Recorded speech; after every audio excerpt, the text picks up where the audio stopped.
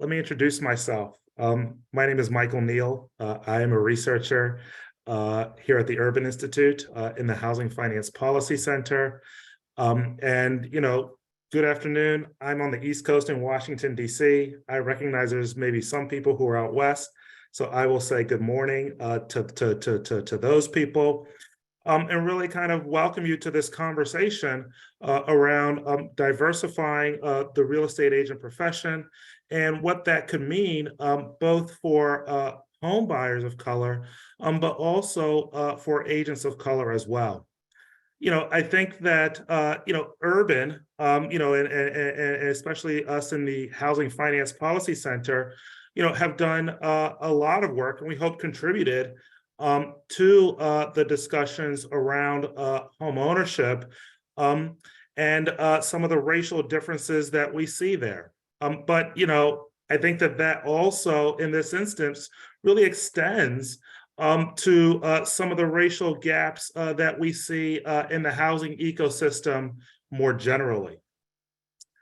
We know that that the real estate industry overall does lack a degree of racial and ethnic diversity, particularly when we compare it to the private sector more generally. And this is critical, I think, to the well-functioning of the housing market, both today, but also looking into the future.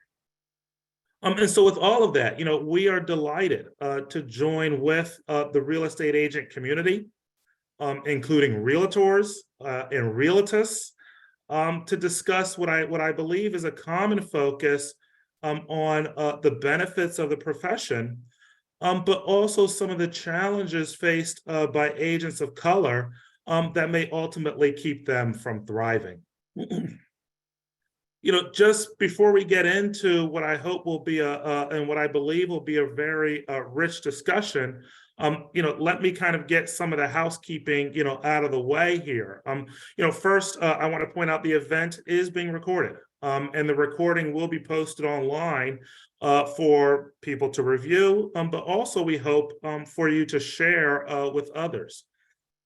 We have enabled closed captioning for accessibility, and these settings can be adjusted with the Show Hide Captions button. As has already been put in the chat, I will just reiterate that our speaker biographies, as well as slides, are available online at urban.org.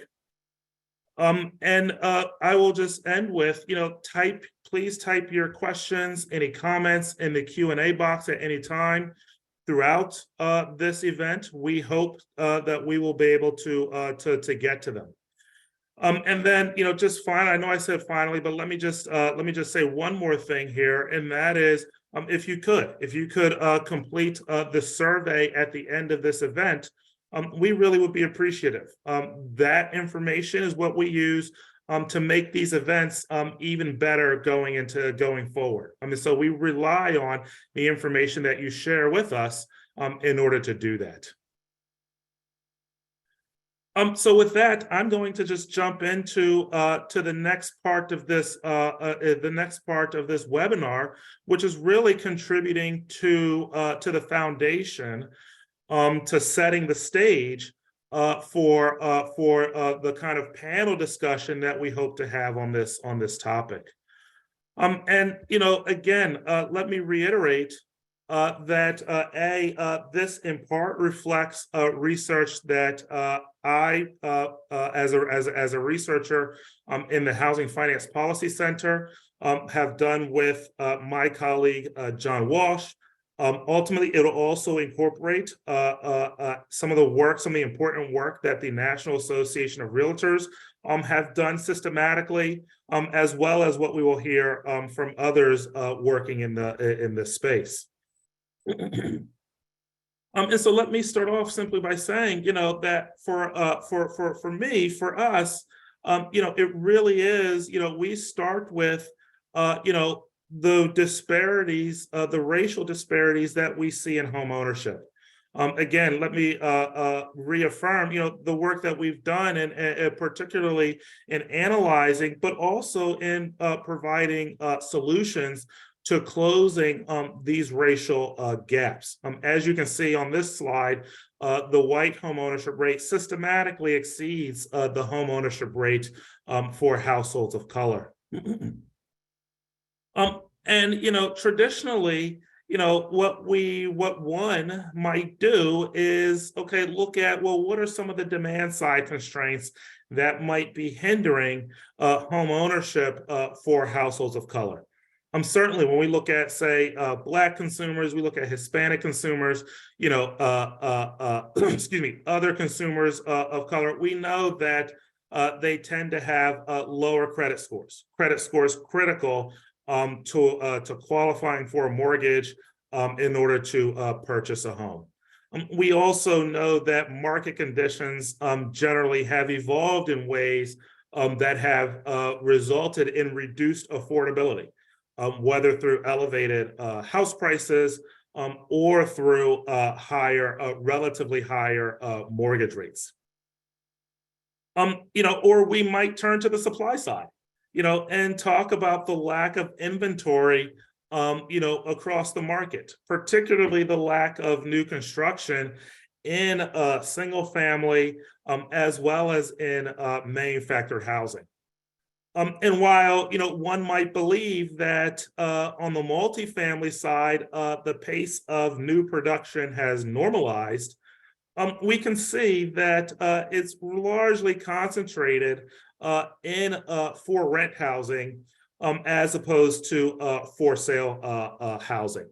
In many areas of the country, for sale multifamily tends to be a more affordable option as compared to the single family counterparts. But at the same time, I think that while we can frame this as a supply demand kind of conversation, and certainly we've done that, there's also, I think, an opportunity to recognize the structure of the home buying process. And many of the professions that one engages with as they are purchasing a home. Whether that's developers or appraisers or underwriters or real estate agents, all of them play a critical role in ensuring ultimately that household is able to reach home ownership. And so that then I think brings up kind of this kind of pivot of previous analysis that we've done in HFPC, in the Housing Finance Policy Center, noted that you see on the left-hand side here that, the real estate sector overall certainly highly concentrated among white professionals. And even, today, when we kind of look at this, we see that amongst the data that we have indicates that, in fact, that concentration is greater across the real estate agent profession as compared to the private sector more generally. And so this certainly suggests, an opportunity, perhaps an opportunity to boost home ownership for households of color, but certainly directly to diversify the profession and to expand opportunities for real estate agents of color. And let me point out that one of the things that I hope that will come out today are certainly steps that many stakeholders have already taken in this direction. Steps to support and to diversify the real estate agent profession. But at the same time, it's also, I think, important to ensure that real estate agents of color, in particular, anyone obviously, but real estate agents of color in particular, are also able to work sustainably in the profession as well. And so, what this chart kind of points out here is that we do see evidence that, number one, that many workers of color generally tend to, at the median, for the median worker, have lower incomes relative to the private sector overall, excluding whites, but as well as the median Asian worker. When we turn over to real estate agents, the data that we have, which is sourced off of the American Community Survey, does suggest that the median real estate agent of color makes less income relative to the median across the profession more generally. And in fact, for all, for many of those workers, that shortfall is greater than what we measured in the private sector overall. So certainly, what are some ways in which not only can we diversify the industry, but also ensure that real estate agents of color are able to sustain themselves as in the profession. Certainly, when we think about real estate agents, we are typically thinking about self-employed workers. That certainly is what the chart on the left-hand side indicates. On the right-hand side, we do see that certainly self-employed workers, self-employed real estate agents at the median tend to have higher incomes relative to not self-employed workers. But even still, when we look at least the data we saw in the American Community Survey indicates that for the median white not self-employed worker, that income was typically higher than what we saw for many self-employed agents of color, excluding the median for other agents of color there at the bottom. Again, suggesting that certainly there's something to be said around kind of the structure, but there might be other issues at play. And then, one of the kind of what we observed, incrementally looking at data from the current population survey, was that evidence that there are many real estate agents of color who may be more likely to work multiple jobs relative to what they might do across the private sector overall, kind of as an anchor there. That does suggest, although there may be other explanations, but it does suggest that one way in which we may seek to kind of close those income differences is made up by perhaps working more than one job. But either way, it does suggest the potential for a lower inability to thrive in the profession, perhaps relative to their white counterparts. And so that, I think, really kind of brings up a couple of key points. Certainly, self-employment in terms of its potential for higher income may be a way in which we can support real estate agents of color. Certainly, deepening mentorship opportunities through involvements with the trade associations can prove beneficial. Helping real estate agents of color generate leads and deepen relationships, another key area. But also the degree to which these disparities reflect the inequities that we see in the labor market more generally, or even in the home ownership space, then certainly rooting out kind of those inequities can be beneficial for real estate agents of color as well. And then let me just end with certainly, the way that we have approached this topic in the Housing Finance Policy Center has been with the aim of closing racial home ownership gaps. Keeping in mind that certainly while public policy can do things to actually to support the potential for households of color to achieve home ownership, other actors within the home buying process play a critical role as well. But while that is true and critical, it's also, I think, worth keeping in mind that real estate agents of color should have equal opportunities in all areas of the real estate market, as a way of ensuring that they can thrive in the profession.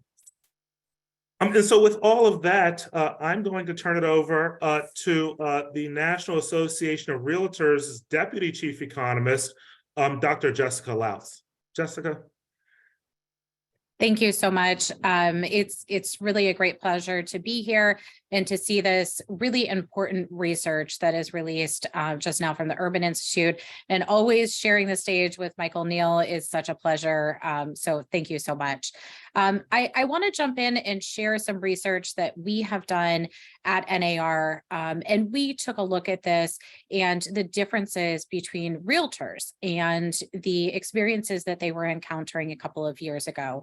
And the reason why we did that, and I'll show you the data in just a second, is that we know that NAR's membership is becoming more diverse. We are seeing changes in our membership. We're seeing more women. We're seeing more minorities enter into the profession. And so we thought it was important to take a look. I will tell you on the onset, as I go into this presentation, I'm showing medians in these graphs, and that is not going to tell the full story. As I jump into this, I want to let you know that the full research is absolutely available on NAR's website. It's not behind a paywall or a login or anything like that. You can access the full 200-page plus report.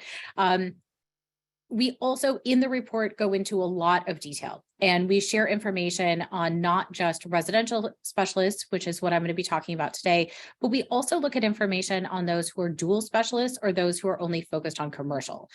It's important to note that there are very big differences between each one of those. Also, when we talk about only looking at medians, it's important to note that it does not tell the full story.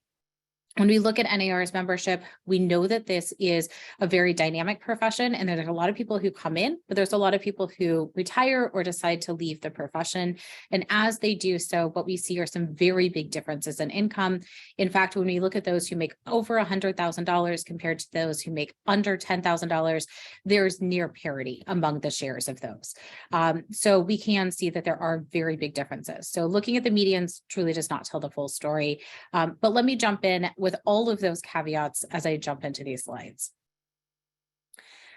When we look at the share of members at NAR, what we can see is an increase in minority membership, which is encouraging. This is something that I know NAR really does think is quite important and has been looking at this and diversifying the membership over a long period of time.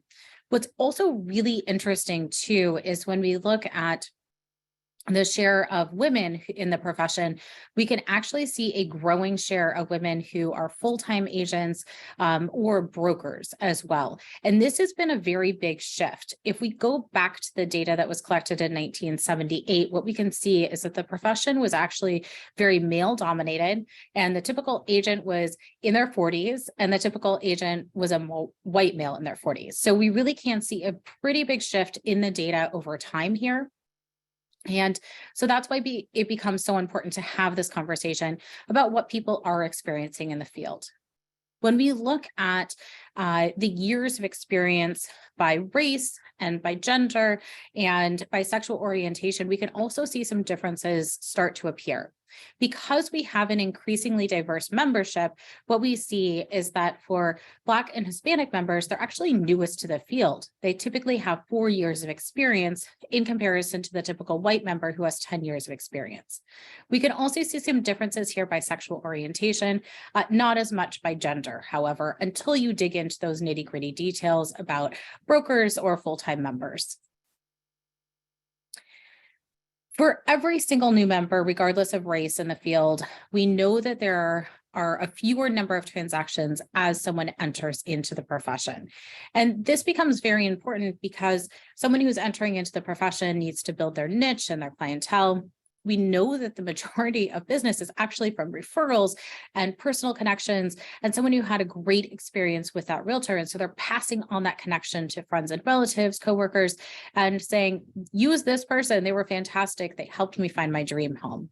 And so we know that as someone does that and builds up their profession, the number of transactions do grow. For someone who is newest to the field, they're going to have fewer transactions regardless of race. But as we can see here, there starts to become some differences. The typical male member, for instance, having 4 transaction sides compared to the typical female member having 5. The other thing that's quite important too, as we talk about income and earnings, is looking at the typical sales volume. And what we can see here are some pretty big differences. And so as we talk about the number of transaction sides, that naturally leads into the total sales volume. For the typical white member, they typically had nearly $2 million in sales volume, compared to the typical Asian member at just over 1 million, and compared to the typical Black member at 475,000. And so as we look at this, we can tell that there are some differences emerging. Neighborhood is going to play into this as well. So one of the data points that we collected was the typical home sales price within that local area, because as we saw, Asian members typically had not a fewer number of typical transactions, but the typical home sales price that they're selling is actually quite large in comparison to other members. The total sales volume is going to be higher. As we take a look at this, we can see that there are some differences here. The most prominent is your typical Asian Pacific Islander who is selling in a more expensive neighborhood. This could have to do just with more sales transactions that are happening on the West Coast, which we know are pricier markets. In comparison here, we can see slight differences as well if we look at sexual orientation and gender and what's popping out here. Another factor when we think about earnings and in this field is we can see the number of hours worked. Now, very similar to the number of transactions, we naturally see for anyone who's newer into the real estate profession that they're going to be working fewer hours a week, focused purely on real estate. What we also see is for your typical Black African-American member that they're typically actually working a second career. So they may be new to real estate. As they build out their niche, they're working on the side, they're having this as a part-time job as they build out their profession. That's quite common regardless of race, sexual orientation, gender, as someone enters into real estate, that they would be working fewer hours as they build their clientele. We can also see here some other differences. For female members, we actually see that they're working more hours per week at 35 as a median in comparison to men. We can also see some differences here for sexual orientation as well. For the typical member who identifies as LGBTQ+, we can see that they're typically working 35 hours. What's important to note here is that when I talk to realtor audiences, those who have been in the field for a long period of time will often say they're working every single hour of the week. And I totally get it because they are constantly available 24/7, truly without having a weekend. So I say that with a huge caveat that these are medians and self-reported data. The other data point that I think is interesting and leads us into where I'm going to end on the gross sales volume is looking at the ownership interest in the firm. And when we look at this, we actually divide this data into a number of ways that someone could have an ownership interest, whether they're a broker owner who sells or does not sell, whether they have some ownership interest of the firm, but are split between the ownership interest and not with someone else. What we can see are some pretty big differences that do appear here in the data.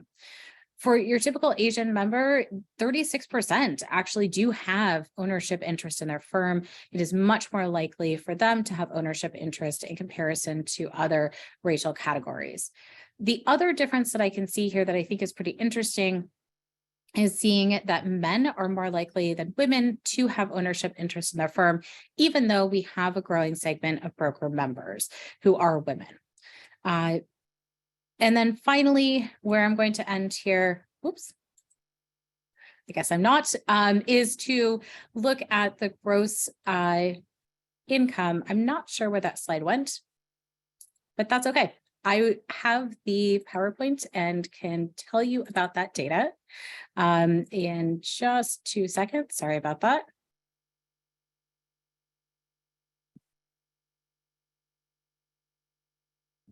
Looking at the gross personal income within the field, what we did find in 2020, looking at income from the year of 2020 was some pretty stark differences. What I will say is that this data, we have cut this a number of ways over several years, and we continue to see the same patterns. And I'll just read off the data points so that you can understand what we're seeing here as the patterns. For the typical white member, they made just under $50,000. For the typical Asian member, just under or just above $27,000. For the typical Black member in the field, they made a gross personal income in real estate of nearly $17,000. For the typical Hispanic member, just under $27,000. For the typical straight member, $34,000. For the typical LGBTQ plus member, nearly $39,000. And for the typical male member, just under $36,000. And for the typical female member, at $33,000. So you can see among each one of these categories that there are some differences. But again, this does not tell the full story among the membership. And I think it also is important to note and to remember, of course, from the beginning of the presentation, looking at the years of experience in the field.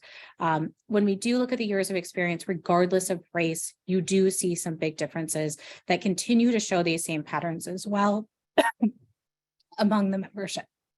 All right, Michael, I'm going to turn it back to you. Thank you.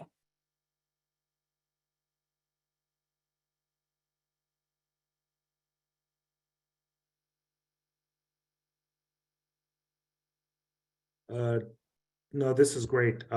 Quick question. Can you help me to start my video? Thank you. Thank you so much, Dr. Louts. And, let me say that, I think that is a terrific presentation, number one. Number two, I think that it reflects, frankly, an opportunity where, we are hearing from specialists in the area that have been thinking and collecting deeper data on these important topics that in turn can be communicated with each of you in our audience. And so, with that, let me say that both presentations are available on our website so that if you want to, again, see them or share them, you are more than happy to do so. With that, I'm going to turn it over, pivot from the research that hopefully helped to ground the issue, the challenges, to now a panel discussion that will raise up kind of what this means kind of in day-to-day life. And with that, I invite each of our panelists to turn their screen on. And I will introduce each of them. First, we are pleased to have Hope Atwell, who is the CEO and Executive Director of the Asian American Real Estate Association of America. Also, Ryan Davis, who is the Vice President of Diversity, Equity, and Inclusion at the National Association of Realtors. Lydia Pope, who is the President of the National Association of Real Estate Brokers. Jamie Smirsky, who is Policy Learning and Research Director at the National Association of Hispanic Real Estate Professionals. All of you, thank you so much for joining. And, I'm going to kick it off with, just kind of a question around, each of your organizations, kind of discussing, your respective association, its mission and goal toward kind of increasing and sustaining diversity in the profession.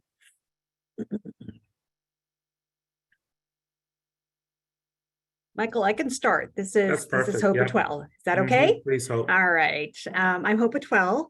I am the executive director / CEO, as introduced earlier. Thank you for the invitation and thank you for this conversation. In reading the slides last night and hearing both presentations from Jessica and Michael, it is actually enlightening to see kind of like the disparity within the profession. And thanks for having this discussion and the research and the conversation that hopefully is not going to be the only conversation that we have. I have been with the Asian Real Estate Association of America for a little over a decade. I've been in association management for most of my life and have been introduced to ARIA early on. I want to say about 2004, 2005, so very early years of the organization through NAR, through Fred Underwood, who was then the diversity director at NAR. I was looking for organizations that could diversify. Then the organization that I was with, I was charged with increasing diversity within our membership, and so came across ARIA with NAREP and NAREB at that time, and have then since transitioned into the executive director in 2012. ARIA's mission, similar to NAREP and NAREB, is to close the homeownership gap, right? If you take a look at the disparity when it comes to wealth in this country, pretty much driven by homeownership. And while we are very proud as a community and as an organization to see 61%, 62% of homeownership within the Asian American and Native Hawaiian and Pacific Islander community. Sorry, that's exhausting to actually to say. There are disparities within the NHPI community, collectively speaking. And if you take a look at our community from an aggregate standpoint, we're doing well. But those numbers that was shared earlier with, larger sales or higher sales when it comes to Asian buyers, subsequently that impacts Asian real estate agents. There are segments of our community that struggle with 20, 30% homeownership rate. So hopefully that conversation can also be made here. So that is my passion. My passion is to close that homeownership gap for all Americans, but particularly for the ANHPI community. And we say here at ARIA that we are in the business of changing lives, because it's not just an economic or a prosperity or a wealth type of initiative, but it is when somebody becomes a homeowner, when a family owns their home, it changes their lives. And that's what we're here for, right? It's not just changing people's lives through home ownership, but it also changes the lives of the people who come across ARIA. ARIA has been around for the last 20 years. 2023 is a milestone year for us. We're celebrating our 20-year anniversary. Continuing to make an impact in our community and the lives of all Americans, particularly for, again, ANHPI. So I'll stop at that, Michael, and turn it over to you. Yeah, no, that's excellent. Lydia, can you talk a little bit about NAREB and kind of, the role the important role that it plays? Absolutely. So I've been around in ARAB since 1997, so it goes back a long time. And with NARAB being around since 1947, you get a chance to experience a lot of the challenges as it pertains to the African American community. Living in the Black community, going to school in the Black community, and then I run a real estate company, Black owned. So I do see the disparities just in my natural state. Through the experiences through my real estate industry in Cleveland, Ohio.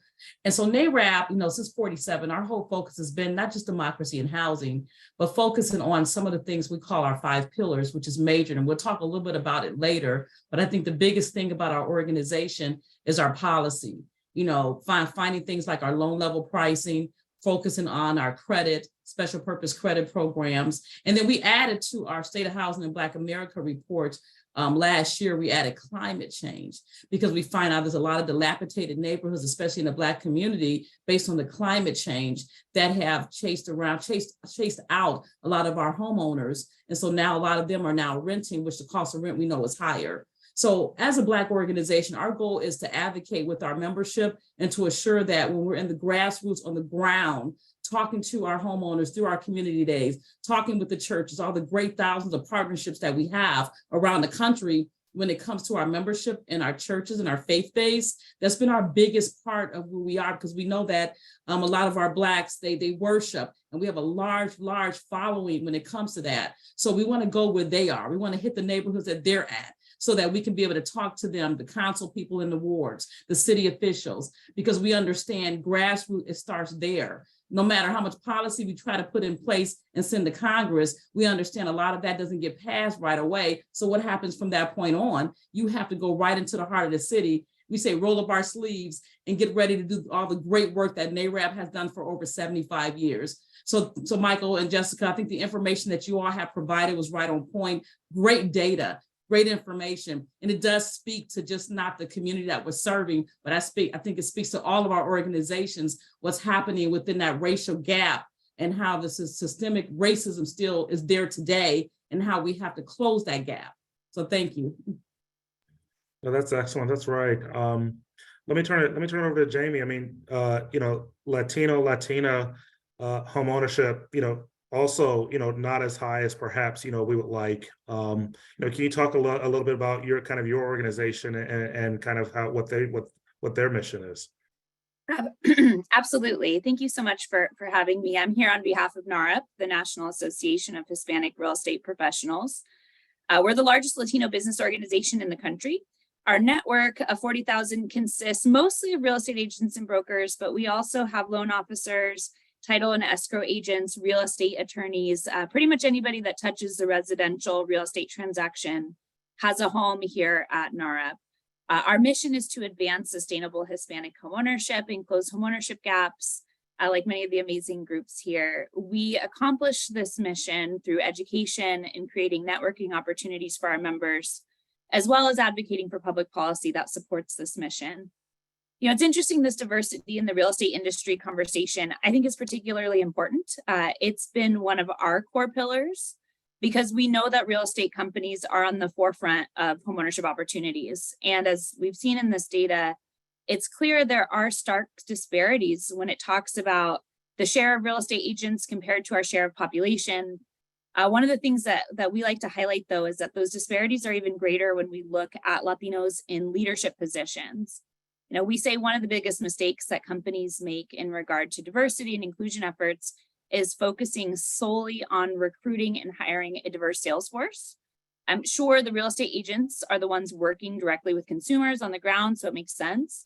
But in reality, we need to start with management and operations because that's equally, if not more productive. A salesperson is only as good as their front office can support, and having a strong, diverse management and operations team will naturally attract and retain more diverse salespeople. Yeah, no, that's excellent. I think that hopefully later on in the conversation, we will get into what are the policies, what are the strategies that we need in order to both diversify, but also support real estate agents of color, realtors, in this effort. And so these are exactly the kinds of, I think, things that we need to be thinking about in order to ensure that everything that we're doing, ultimately is successful. Ryan, can you talk a little bit about, the National Association of Realtors? Kind of, we heard Jessica talk a lot about the data.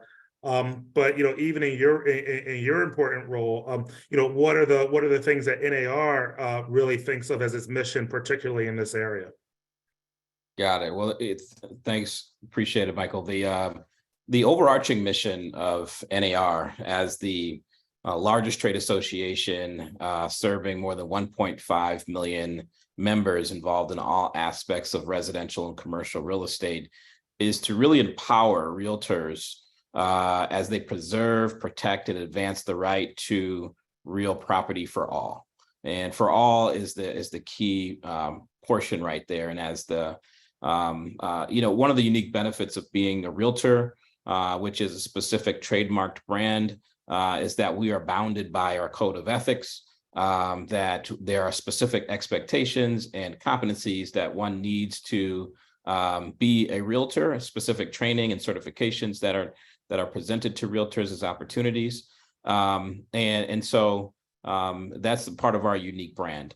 My role in particular as vice president for diversity, equity, and inclusion is to sort of engage in thought leadership alongside our members, our volunteer leaders involved in the variety of committees, levels of leadership to really advance this piece we're talking about here.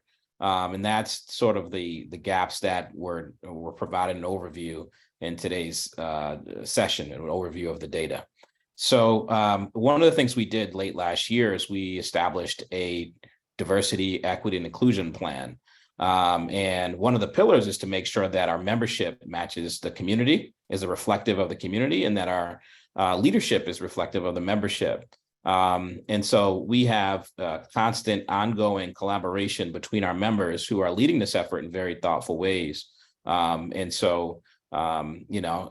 we're seeing the demographic shifts in our country, we're also seeing, as Dr. Lounce pointed out earlier, demographic shifts in our membership. So our membership is becoming more diverse over time as well.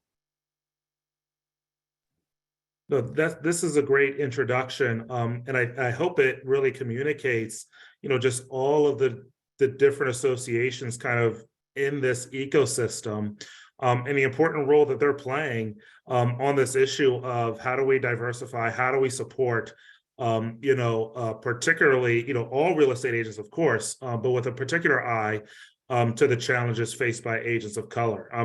And so that kind of, transitions, let me start off. I mean, this is going to be kind of a round robin conversation. So feel free to jump in with your comments. But we see we saw the numbers. I mean, Jessica reported them. We saw numbers in our data indicating that people of color are a smaller proportion of the profession. I mean, and so that kind of begs the question of, what is it? What brings a person of color into the profession? Particularly, what are the things that really make the profession attractive as a primary job? I can actually start. And I'm going to go real quick based on my experience. When I went to get my real estate license 27 plus years ago, I did that as a result of racism. A real estate agent steered me into a property, and there were some racist issues that went on. So instead of speaking and making a big fuss and going to the media, I said, I'm going to do something about it. I'm going to get my real estate license so I can be the voice of the Black American community when it comes to discriminative practices, in a real estate market. So one of the things a person can do is, instead of just doing about it, when I say be about it, get your real estate license. And then secondly, also, getting a real estate license gives you so many different opportunities to go into so many different facets of real estate. It may not just be real estate agents. It may be appraising, which we know that's a low number. It may be lending, that's a low number. I'm sure home inspectors, and you go down the spectrum of title and escrow all the way down to, to so many different fields of the real estate industry, to commercial. It just gives a lot of opportunity to be able to make endless money. But on top of that, you begin to really indoctrinate yourself into what's really happening in the real estate market and the education that's behind it. So you can be a better when it comes to buying your own home and doing commercial and doing investing. Guess what? You're your own teacher, because you're self-learning yourself through all the tools that are available through all the organizations that are on the Zoom. So that's one of the things I would say is an advantage of getting into the real estate business and being a real estate agent.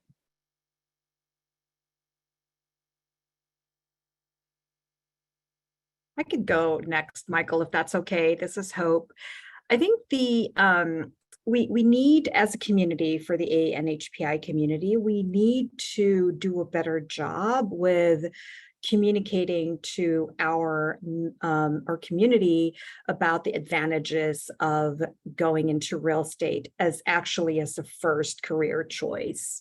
We talked about this during the practice session, that there's certain kind of like stereotype professions that for the Asian American culture, you're expected to go to when you go to college, right?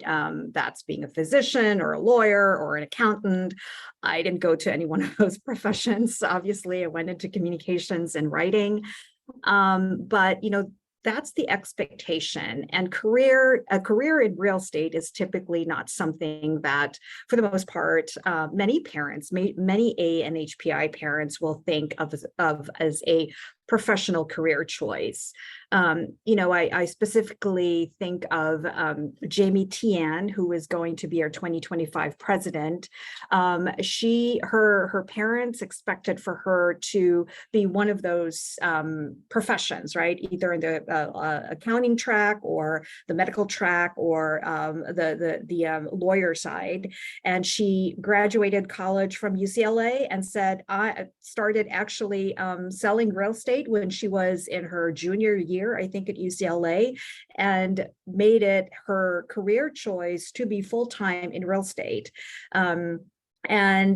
I think we need more of that. We've started a youth program a few years ago to actually educate, again, our community, particularly our youth, in looking at real estate as a first career choice. As Lydia had said, you're not just into, the buying and selling of real estate. There's appraising, there is, the mortgage side or the lending side of the business and all of that stuff. So for us, I know we need a lot more education, and misinformation is out there to actually correct those perceptions or stereotypes that often are not correct. Because real estate offers the flexibility that somebody would want as a career choice, and it's limitless. And so again, for us, for our community, I think better education and information is needed. Can add to that, and I agree as well. The flexibility and the entrepreneurial spirit of real estate, I think, is really appealing. Particularly for Latinos. We know that Latinos are 1.7 times more likely than non-Latinos to start a business. So I think that kind of entrepreneurial aspect and that flexibility, and like Hope mentioned, the sky's the limit, and your earning potential is directly tied to what you put into it. I think all of that is really appealing and really a nice benefit of the real estate profession. I also think the barrier to entry can be relatively lower than some other areas where you can be wildly successful in this industry without necessarily having a complex degree or decades of experience. I think all of those things are benefits that we should definitely be talking more about and educating folks more on.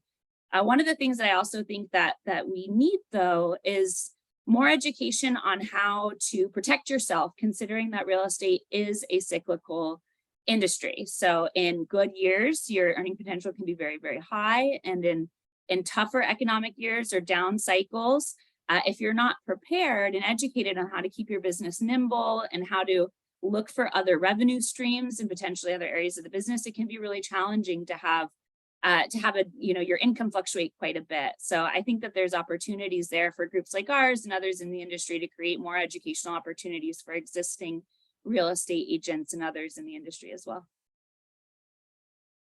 Yeah, I'll add to all these wonderful comments. Michael, your research that you collaborated on with your colleague really demonstrated a possible linkage of, how there are gaps in home ownership and there are gaps in those entering and sustaining in the real estate profession. People tend to pursue careers and professions to which they're exposed. And so if you have a dearth or an abundance of exposure to ownership around housing and real estate and the benefits accrued from that versus negative experiences, perhaps evictions, perhaps, another set of negative experiences, that will shape one's career pathway. Sometimes it will be motivating, regardless of the dimension, whether you have positive or negative introductions. For President Pope, you heard that a negative factor, was actually a motivating factor to catapult into the career. So it just depends on each individual, but I think that's a big part of that. And in an influencer world, I think young people in particular need greater exposure to the benefits that my counterparts talked about earlier in their comments. No, that's, I mean, these are all great points. And let me just ask just a kind of a follow-up question if anybody wants to jump in. I mean, we hear a lot about the importance of having, that network, as a way of kind of getting you into the profession. Are those networks, are they more kind of difficult? We talked a lot about exposure. Is that network, is that kind of central to that? Or, you talk about some other things as well. Just kind of drilling down to some of those causes.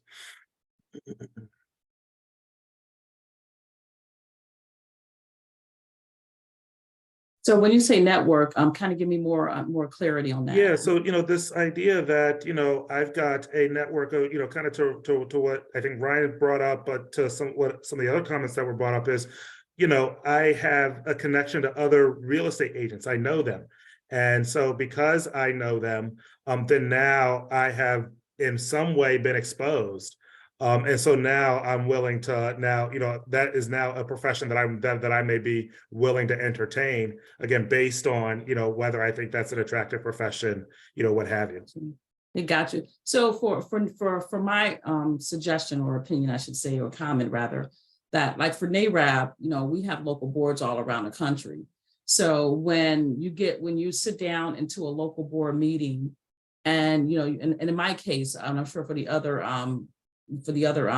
organizations as well, is that, when you're sitting in a group of folks that looks like you, that you see are really doing well, it draws you to that, with NARAB, when we have our national conferences and they attend those, it just gives you the bigger picture of what you were doing locally. So just really entwining yourself to a local board. And even with NARAB, I'm a realtor, but I'm also a realtist. So I joined the board, I joined NAR because of the policies and the things that they have to offer, but I joined NARAB because there are entrepreneurship that looks like me that can help me grow my business, in my own community. And it really helps me. So I think that blending of the organizations that you have makes a big difference within that. And the other part of that too, as well, is a lot of times when you go to those classes to take your real estate classes, is that having Black real estate practitioners to speak on career night so that they know these organizations exist. I remember NARAB was never in the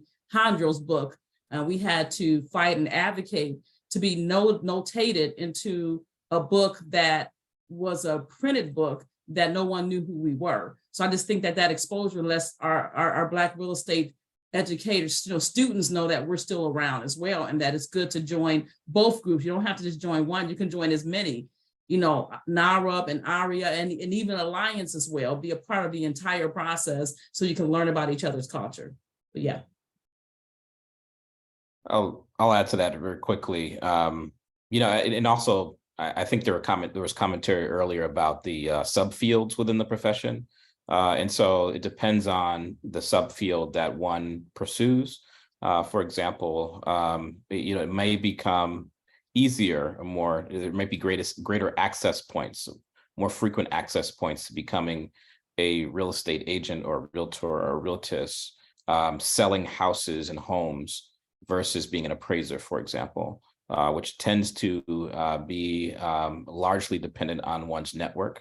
Commercial real estate is another one, which is, it's not something that one could just enter. There's a lot of prerequisites, lots of startup costs with many of these professions. And so there's a network of over 1,100 state and local realtor associations, and some of those have decided to offer startup cost scholarships that help agents of color, professionals of color gain access into the profession and specific brokerages. That has been really useful from what I've heard and seen assessed to gaining access to the profession. No, this is great. And, that in my mind kind of shifts to the other side. We've had this kind of conversation and heard, I think, really in-depth answers around, okay, well, what are the benefits, and you've kind of alluded to this in your answer, but I kind of want to focus the comments a bit more in terms of, two-part question, I guess, really, what are the challenges that real estate agents of color face? So, I'm successful. I've passed all my certifications. I'm now, a real estate agent. Part of that, as Dr. Laus talked about, is building up my clientele and my base and my business. But what are some of the other challenges that real estate agents of color face? And kind of with an eye toward, how does that feed into some of the gaps that us as researchers kind of are seeing in the data? And again, I will leave it open to each of you as you decide, to jump in. Michael, I can actually answer that. So a couple of things I believe that for A and HPI agents, a challenge is how do they expand their book of business when it comes to clientele beyond just A and HPI, right? I think it's very easy to work with the people who are similar to you, right? That's one advantage, but it could also work against you, because then how do you actually develop these business relationship beyond your similarity beyond your kind of like community and your culture? If I take a look at the numbers for the non-Hispanic whites, right? It's fairly higher numbers, more in the community and all of that stuff. So again, expanding outside of the typical A and HPI clientele, that would be a challenge for our community. And then there's also a challenge right now that we're facing, and I believe that I shared this with Jamie in one of the conversations we've had. Ryan might also be aware of this. So there are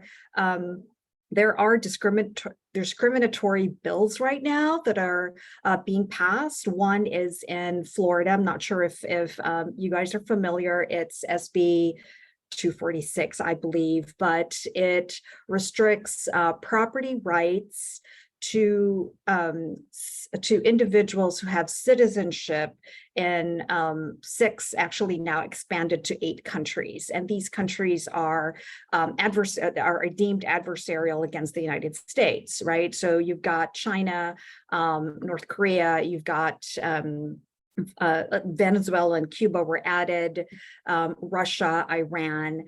And what this particular bill even includes is that it penalizes real estate agents who participate in the transaction, and it's actually going to be implemented next month. And so there's this whole kind of like, okay, well, do I actually ask for somebody's passport to prove their citizenship? We're seeing this as a fair fair housing violation, working with different kind of like agencies right now to see if how we can put a stop to this. So that is a very big challenge right now for agents and agents within our community, right? Who have a large clientele, let's say, of Koreans and Chinese who may be dual citizens, because this will be impacting them, who are here on maybe a student visa or work visa, because they still have domicile over at those countries that are listed. And so again, that's a particular challenge if those bills are going to be similar to Florida, that will impose penalties, and the statute of limitation, as I understand it, is 2 years. They could actually go back and say, hey, you participated in this transaction, and no, it's been 18 months, but you're still going to be penalized. So that's a particular challenge, knowing that the similar bills are actually being considered in 33 other states.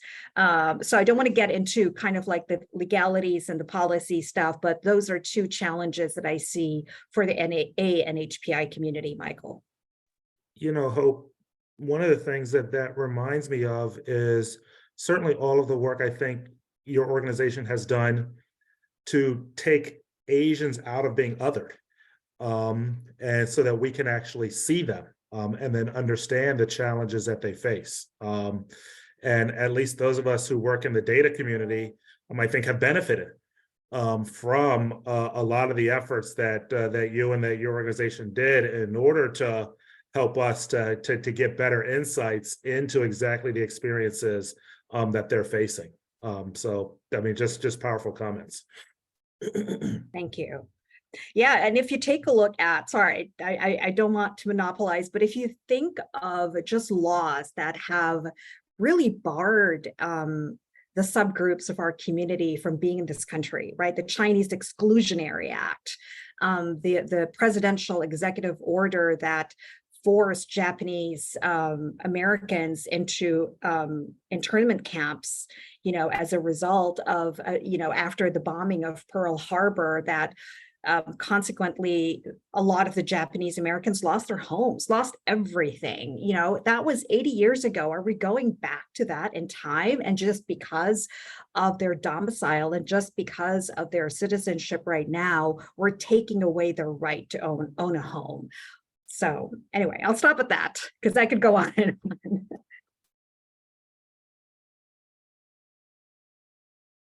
I can weigh in on this question about some of the challenges that we're seeing. Annually, we survey our top producing Latino real estate agents and brokers. And across the board, every single year, the #1 challenge that they highlight is a lack of affordable housing inventory for sale. So obviously, you know, you can't buy or sell what's not for sale. So ultimately, that's always the #1 answer. However, the last few years, we've been hearing an interesting challenge about product discrimination. So particularly amongst first-time homebuyers or other folks that are using low down payment products, such as FHA financing, which is particularly detrimental to Latinos, as Latinos are twice as likely to use FHA financing for a home purchase compared to the general population. In last year's survey, 77% of our top producing buyers agents said that their FHA buyers were at a distinct competitive disadvantage compared to those using conventional products. Many of them said that they would do absolutely everything they could to convert their FHA buyers to conventional because sellers agents would just not even entertain FHA offers in a competitive environment. If they had more than one offer, the FHA offer was at the bottom of the list, even if it was for the same price. And so that's been a big challenge. And unfortunately, converting to conventional isn't possible for all Latino buyers. You know, HMDA data demonstrates that Latinos were 66% more likely to be denied for conventional financing than non-Latinos, compared to only 4% for FHA applicants. So oftentimes that's the option that works for them, and converting just isn't something that they can do. So one of the things that we've been working on is creating educational materials for real estate professionals to dispel some of the myths surrounding FHA. You know, oftentimes a lot of these misconceptions about the differences between an FHA offer and a conventional offer are just completely inaccurate or are very much overblown. And so I think that's an opportunity to make more competition in the market, particularly for first-time home buyers, many Latinos that rely on these products, and make it easier for their agents to get their customers into homes. So, I mean, Jamie, there's a part of this, it sounds like, correct me if I'm wrong here, but from what I'm hearing, there's a part of this that is the challenges that the Hispanic, the Latina community faces in terms of home ownership itself. It can have implications for Hispanic real estate agents as well. Yeah, I mean, if you think about it, your clients are people in your network. So these are your family and friends, or friends of your family and friends. These are other people that you're, you know, most of the time, as you're building your business, a lot of referrals come from former clients that were a part of your immediate network. And the Latinos have a homeownership rate that's at or less than 50% right now. So when we think about first-time home buyers, that's a significant chunk of the market. If first-time home buyers are disproportionately relying on low down payment products, especially as we've seen home prices just completely skyrocket over the last 5 years, I mean, it's difficult for many of, you know, Latino real estate agents to get their clients into homes if their offers aren't competitive. And so that's something that we've been looking at to particularly help both, you know, advancing homeownership opportunities for the consumer, but also advancing business opportunities for our members.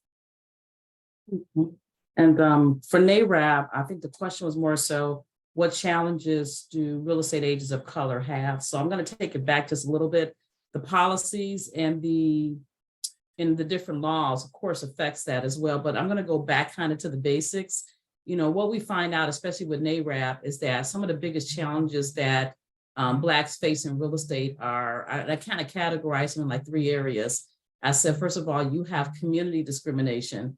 You know, a lot of times Blacks, when you try to show houses in certain areas, you're ousted. And there's a lot of reports about it. I've experienced it myself when police was called when I was trying to open up a front door and on an REO property, and the neighbor across the street just folded his arms and looked at me because all the police cars surrounded both my agent and my contractor. So, you know, that's the community discrimination. Then you have the company discrimination where, you know, companies within companies that they only give their referrals to certain real estate agents. So it kind of ousts out some of the Black agents that may be in that company. They may fit that 1% for diversity, equity, and inclusion, but are you really including them into that referral process? And then the third one I would say is just agent discrimination, is when agents make it very difficult for other Black real estate agents when it comes to just network sharing and just really networking amongst one another to share great ideas. You know, I work with agents that have been in that capacity where they made my deal harder, they made my buyer harder. They just made it very difficult for me as a real estate agent, but we still fought through it, but that's not everybody's story. So I kind of categorize it into some of the challenges that Black agents do face.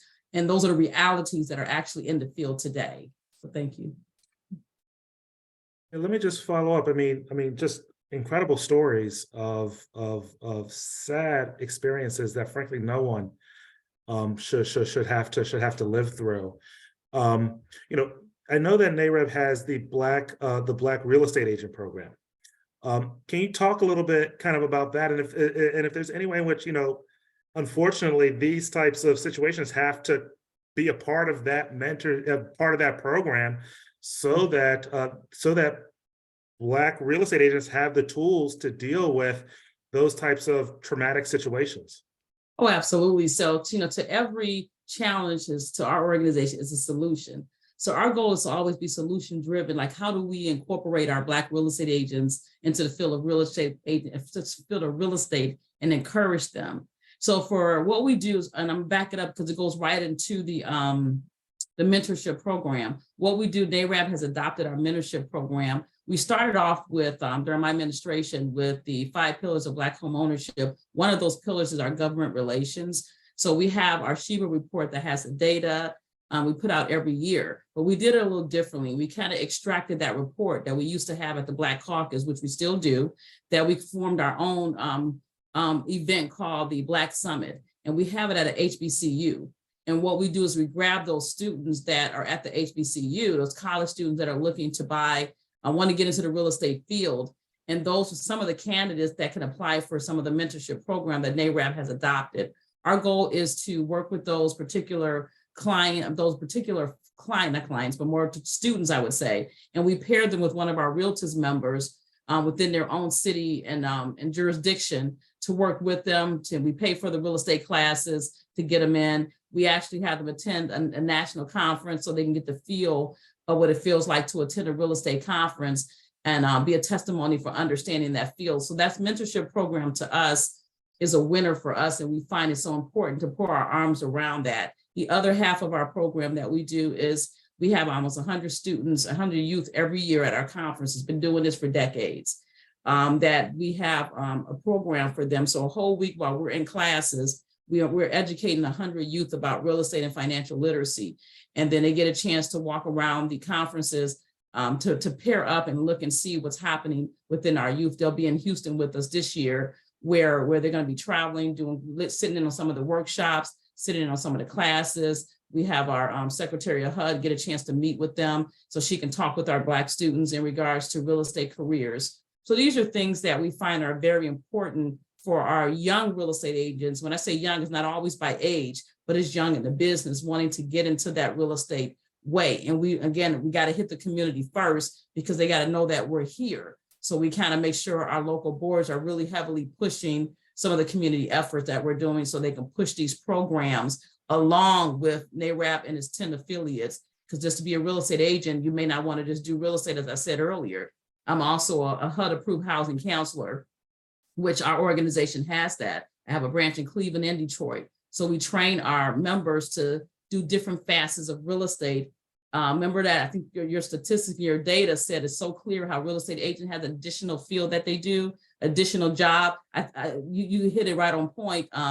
Jessica did when she talked about the different type of careers, because many of us have multifaceted careers. Well, NARAP gives you that extra multifaceted career to add on to what you're already doing.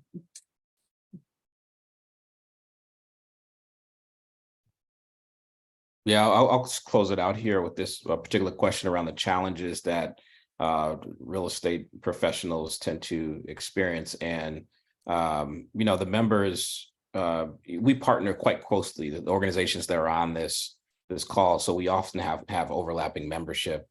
And what we tend to hear from our membership are the same things. When you think about the community racism that President Pope talked about, we hear that quite regularly around, even the placement of lock boxes. If another agent places a lockbox on the side of the house in a bush, and you have a neighbor who chooses to call the police for a suspicious activity, these are things that realtors of color have to deal with unfairly, that are unique to their identity.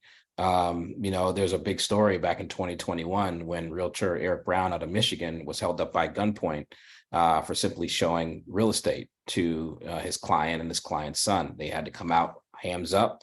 Police came out. They were surrounded the home, SWAT style, and he had to prove and demonstrate that he was a realtor.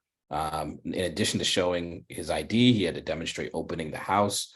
So there are these unique safety hazards facing realtors of color, for which the safety committee, and the diversity committee and the fair housing policy committee have joined together to establish a work group to look at this particular issue more deeply.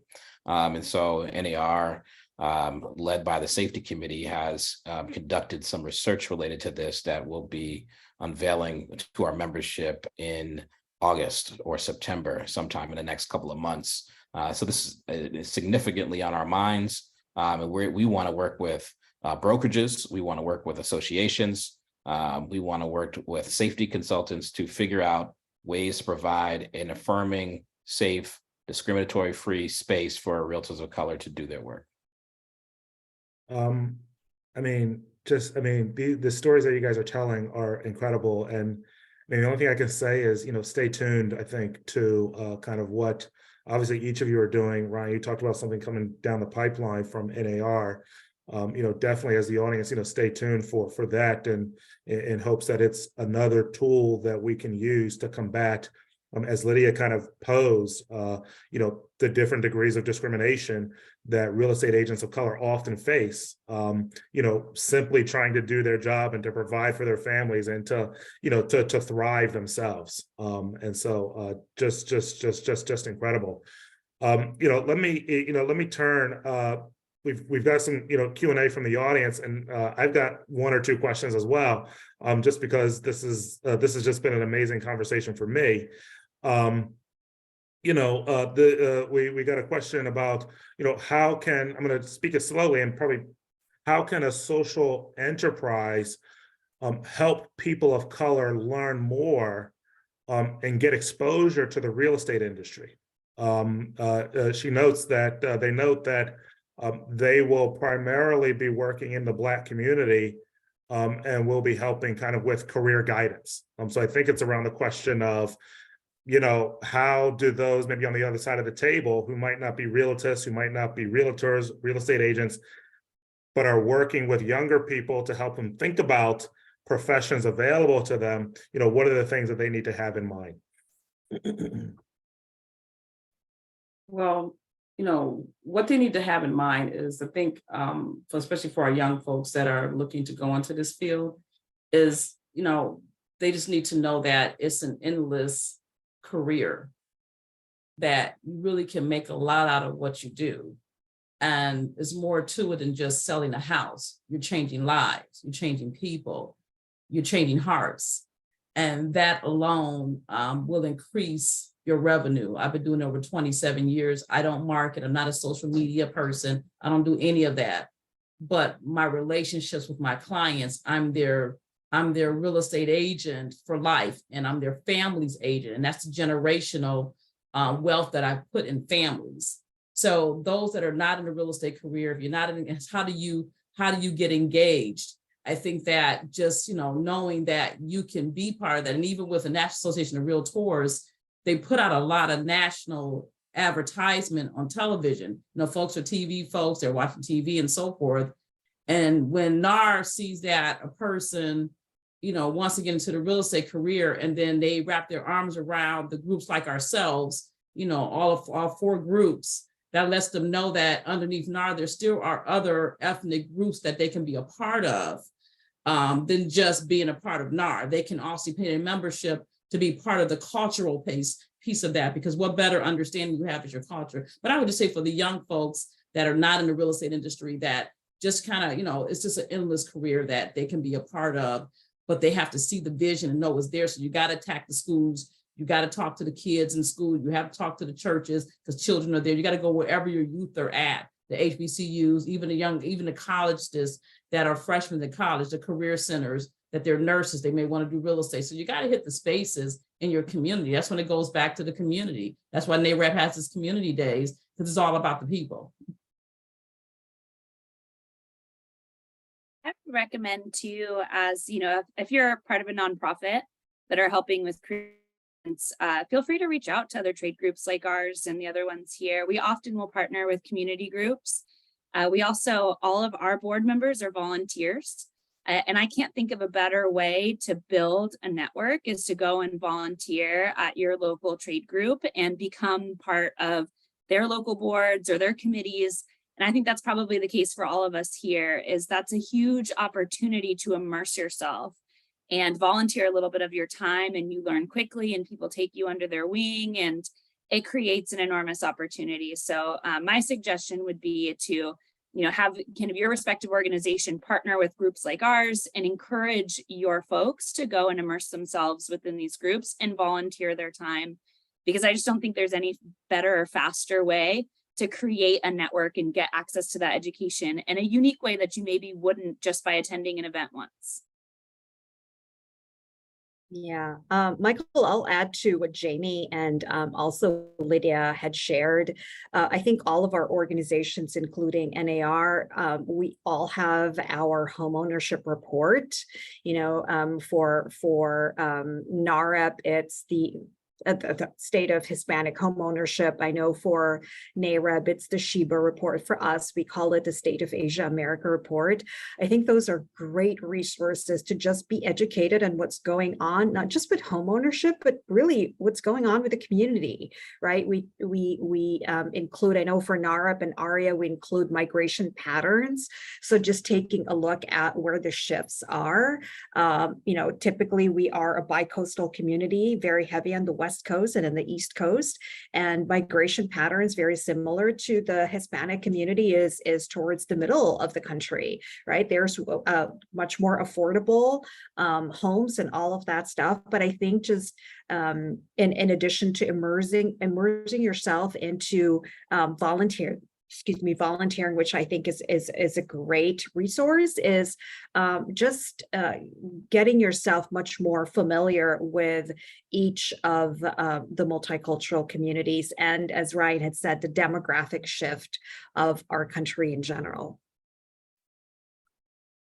Absolutely. I'll add on to that. So each of us panelists on the call represent the National Association, the national version of our groups. However, many of our groups, all of our groups have local entities, maybe not in every city, but there's likely a local realtor association. There's possibly other chapters of the organizations represented on this call. I know at NAR, we have something called NAR Aspire, and it's a mentor program. I just posted a link in the chat that aims to expand the diversity in the real estate profession. And so local, while the curriculum is coordinated at the national level, at the local level, local realtor associations can choose to adopt this curriculum and engage with us, identify mentors and mentees. And so you're welcome to recommend folks if they want to be a part of a standard day. We've also began to unveil a diversity in real estate career day, which has taken place at our mid-year conference in the Washington, D.C. area. And so that initiative is quite new and evolving. But at the end of the day, I do think and agree that we need professionals. So invite professionals to speak. I'm sure each of the organizations have people very eager to be in local communities and engage with folks to speak on their profession. So having heard all this, let me follow up with another question. We've kind of danced around it over this entire conversation, but I want to again kind of ask it to focus the comment specifically on, policies, strategies that you think are really critical to helping more people of color enter the profession. Sustain through the profession. Those policies that, they don't have to be public policies. They could be, things that industry needs to do. The other thing is it may be, and Jamie, you kind of alluded to this, it may be things in home ownership more generally. Or it may be, and Ryan, you kind of got into this, it may be kind of labor kind of jobs more generally. So I don't want to unduly narrow the focus such that it misses all of this is connected and frankly feeds back to each other. So I know that I was being a little verbose there, but the main point of that question is, what are the policy strategies that you think would really help to address the shortfall that the lack of diversity that still appears to persist?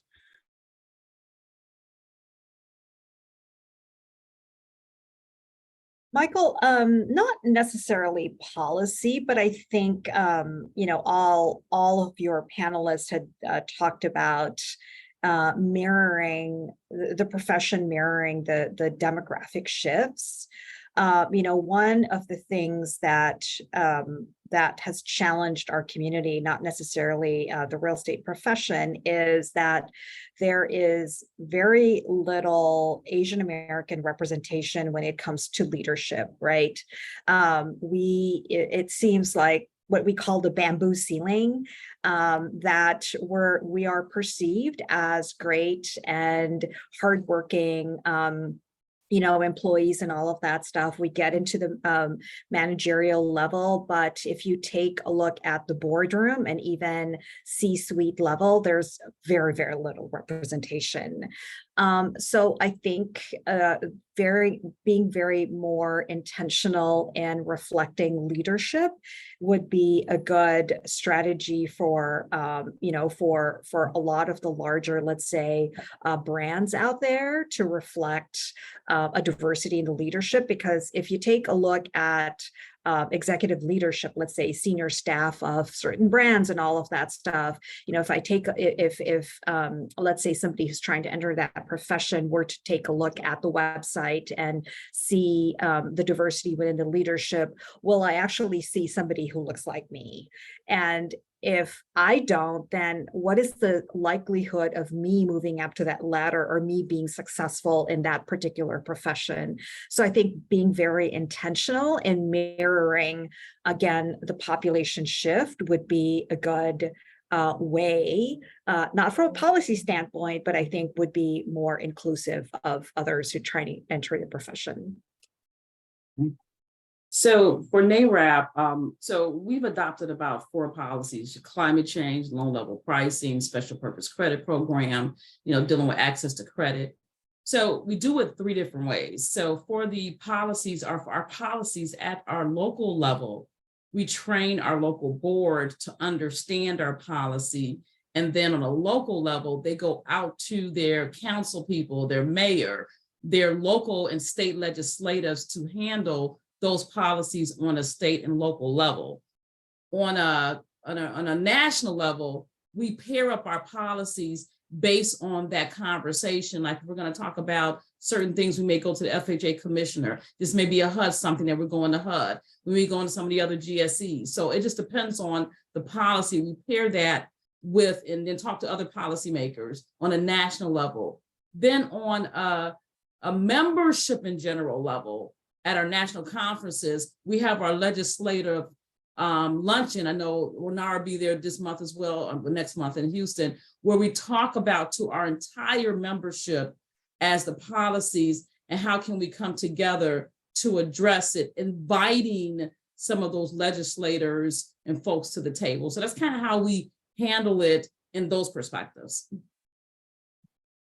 I completely agree with both of those comments, and to add on to what Hope mentioned as well. I think diversity at higher levels has been a priority of ours as well. When it comes to executives, C-suites, management, operations. I mentioned earlier that we can't just focus on our frontline salespeople. We need to create more diverse organizations. And this year, for the first time, NARP has actually started to talk about a policy priority that kind of surrounds that. And this expands beyond real estate agents and brands in particular. But one of the things that we've been discussing is how do we create incentives for these companies within the industry to build a diverse workforce and to better serve diverse communities. And one of the things that we talk about a lot is the need for carrots. And especially mortgage lending, we have a lot of sticks, right? We have requirements where you have to meet certain minimums. But what we think would be more effective is to create financial incentives for those that are doing and serving diverse communities well and have a diverse workforce. So how can we advocate for secondary market providers or other service providers to provide financial incentives, such as reducing pricing or fees for companies that are doing this well? We think that if we were to create some of those financial incentives, companies would do more than the bare minimum. They would actually be looking at their portfolios and trying to see how can they better serve the market. And we could include diversity in hiring, internship opportunities within those incentives as well.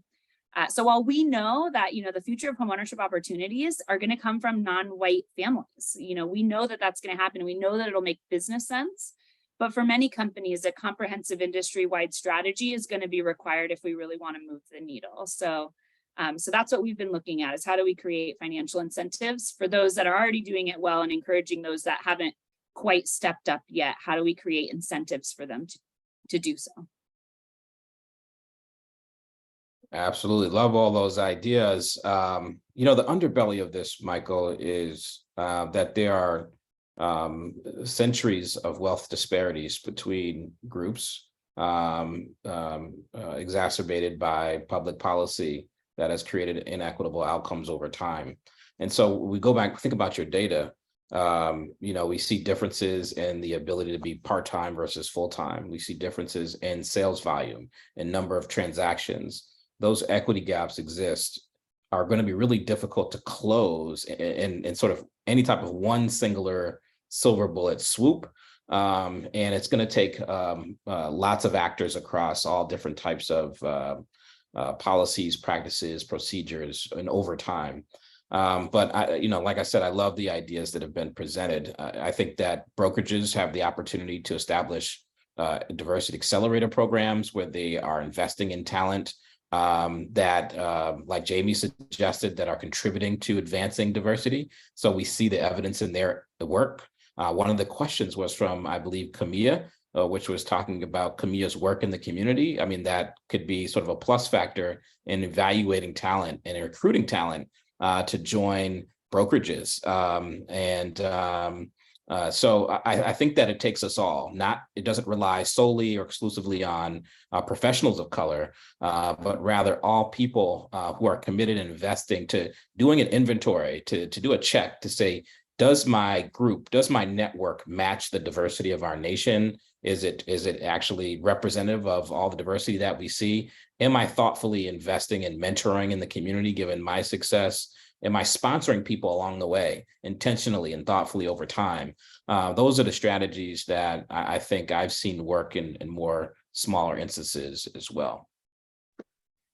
This is absolutely terrific. I thank all of you for participating. Ryan, Hope, Jamie, Lydia, Dr. Louds, absolutely terrific. Thank our event staff for helping to put this on. Thank JP Walsh, John Walsh, who helped me with our own research, and our team of Anna Barkis and Yannicka Ratcliffe, who really kind of helped with all of this. And I will say one final thing, that is, we do have a link to the survey. So please, I'll reiterate, if you can fill that out, that would be terrific. But in the meantime, I hope that everyone has a great rest of your day. And as you go into the Independence holiday, that you get rest and relaxation. Thank you again. Thank you for the invitation. Have a great weekend. Thank you. Thanks, everyone. Bye.